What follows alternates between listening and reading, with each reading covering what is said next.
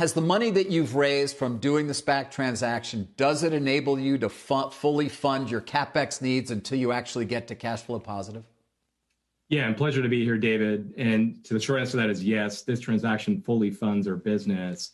I think take a step back, we are a commercial lithium-ion battery recycler. We're the largest lithium-ion battery recycler in North America today. We have 41 battery supply customers. These are the largest EV and battery manufacturers globally. So we've secured the supply in. It's taken many years to get there. We've contracted offtake through to 2030. So what this transaction does for us, and you've touched on a few very key topics there in the opening, it allows us to get to cash flow positive, fully fund the business plan on an equity basis. But we are a real business doing this today, taking a variety, thousands of tons of lithium-ion batteries per year in, making product and returning that back to the supply chain, really is the urban mining, if you will, of those critical materials, nickel, lithium, cobalt, and much more, to be the largest domestic producer of those materials from a secondary source, and frankly, one of the largest in the United States after this plan is seen through. So this is really transformative for the business, but it gives us a platform to really step out and move ahead. All right, so explain to me your ability here to scale. We would imagine Elon Musk's tweet and everything else that the needs here are going to be quite significant if this EV future really is what many believe.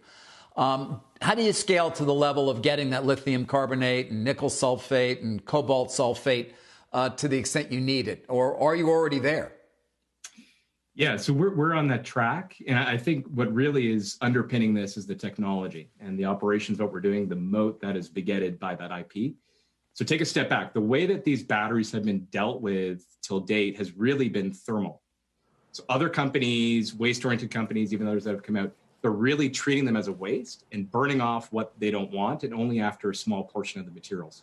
From a sustainability standpoint, ESG standpoint, that's not a very good impact on the environment, number one. And two, from an economic standpoint, you leave a lot of the value on the table, and it's a high-cost method. So what we're doing is a two-stage model.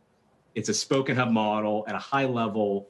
Spokes are regional mechanical plants where we take in all types of lithium-ion batteries, go to intermediate products. We have 2 commercial operating plants doing that today. We have a plan for 20 of those over the next 5 years. That's really in copy-paste mode.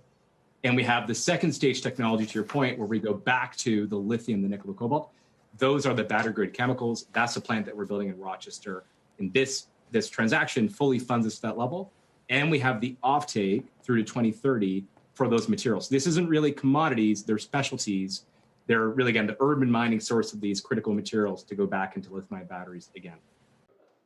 Shepard Smith here. Thanks for watching CNBC on YouTube.